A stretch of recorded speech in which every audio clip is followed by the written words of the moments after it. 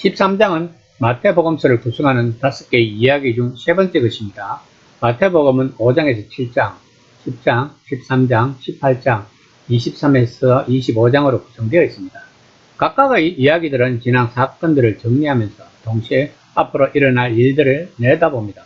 특히 몇몇 비유는 하나님이 모든 악을 뿌리 뽑으시고 단번에 하나님 나라를 세우실 미래의 위대한 심판을 예고하며 경고하기까지 합니다. 그런데 예수님의 말씀을 듣던 사람들은 하나님이 이 세상을 심판하시고 옳고 그름은 판단하실 때가 올 것임을 이미 믿고 있었던 것입니다.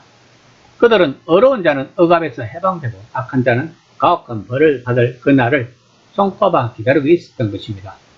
그러면 이들은 무엇 때문에 예수님에게 몰려와 말씀을 듣고자 하는 것일까요? 13장 1에서 2절입니다. 그날 예수께서 집에서 나가사 바닷가에 앉으심에 큰 무리가 그에게로 몰려들거늘 예수께서 배에 올라가 앉으시고 온 무리는 해변에 서 있더니 그 당시 문하는 스승은 앉았고 학생들은 서 있었다고 합니다.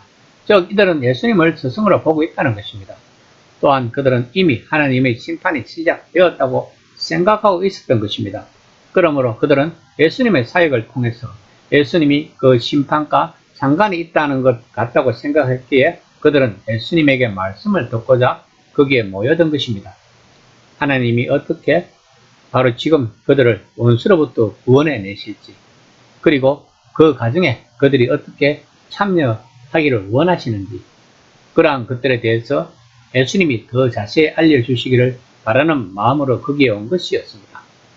그들 또한 나름대로 생각이 많았을 것입니다. 특히 군사적 혁명은 많은 사람들이 선호하는 방식이었습니다. 아마도 그들은 이 새로운 예언자가 드디어 무장하라고 명령하지 않을까 하는 생각을 하고 있었을 것입니다.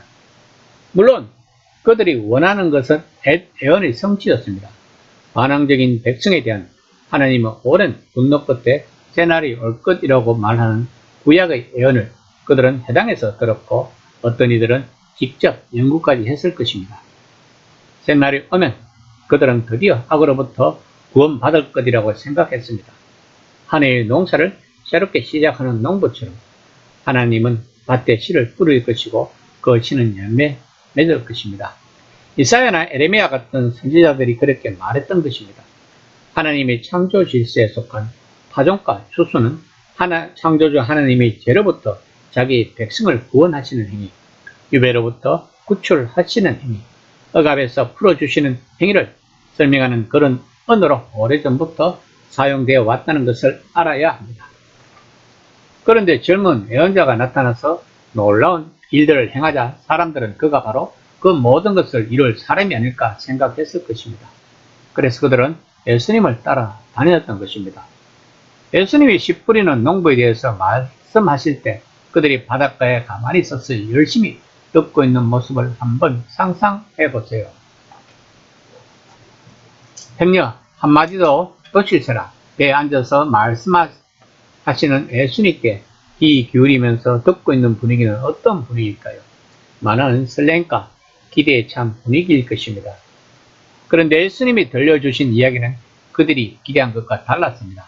하나님이 마침내 이스라엘 땅을 회복해 주시고 그들이 언제나 꿈꾸던 풍성함과 부유함을 회복해 주시는 그런 이야기가 아니었습니다. 그것은 성공 이야기이기도 하고 실패 이야기이기도 했습니다. 9절의 귀 있는 자는 들으라 는 말씀은 지금 내가 하는 말을 잘 이해가 되지 않을 것이다. 그러므로 잘 생각해 보아야 한다는 의미입니다. 예수님이 또한 본인이 하신 말씀을 무리들이 단번에 이해하지 못할 것이라고 생각하고 계신다는 것입니다. 과연 그들은 무엇을 깨달았을까요? 어떤 이들은 이스라엘의 이야기를 암호화해서 들려주는 것이라고 생각했을 것입니다. 하나님이 왕과 예언자들을 보내셨지만 그 누구도 제대로 성공하지 못했습니다. 그런데 이제 정말로 성공할 사람을 하나님이 보내시는구나. 밭에 뿌려진 씨앗처럼 들어는 낭비되지만 드디어 몇 개가 열매를 맺었구나. 물론 본인은 열매라고 생각했을 것입니다. 또 어떤 이들은 정말로 이상한 이야기라고 생각했을지도 모릅니다. 그냥 단순하게 알아듣기 좋게 이제 우리들이 일어날 때가 왔다. 다같이 봉기하여 하나님 나라를 건설하자라고 하면 될 끝인데 도대체 무엇을 말씀하시려는 것일까? 하나님이 당신의 나라를 세우시는데 어려움을 겪으시는 것일까? 아니면 더 오래 기다려야 하는 것일까? 도대체 예수님은 어떤 대단한 주술을 생각하시는 것일까? 라고 생각하는 사람들도 있었을 것입니다. 하지만 그 이면에 있는 의미를 놓칠 사람은 없었을 것입니다. 예수님은 너희가 기다렸던 것, 기도했던 것이 정말로 현실로 나타나고 있다고 말씀하시는 것입니다. 내가 그 일을 이루려고 왔다고 말씀하고 있는 것입니다. 물론 너희가 이해하기는 힘들겠지만 그렇다고 그것이 사실이 아닌 것은 아니다. 그러므로 나를 따라와라. 내 말을 들으라. 고민하고 깨달아라. 라고 말씀하고 있는 것입니다. 그날 바닷가에 서 있던 그 무리처럼 우리도 고민하고 깨달아야 합니다. 성경을 읽으면서 오늘날 하나님이 하시는 일에 대해서 생각해보고 깨달아야 합니다. 마태가 쓴 복음서는 바로 그 일을 도와주기 위해서 쓰여진 책인 것입니다.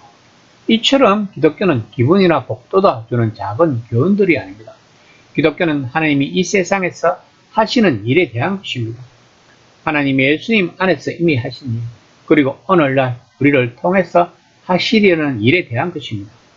이 시간 나는 진정으로 하나님 나라에 대해서 고민하고 깨달으려고 노력을 하고 있는지 한번 진지하게 생각해보는 시간이 되었으면 합니다.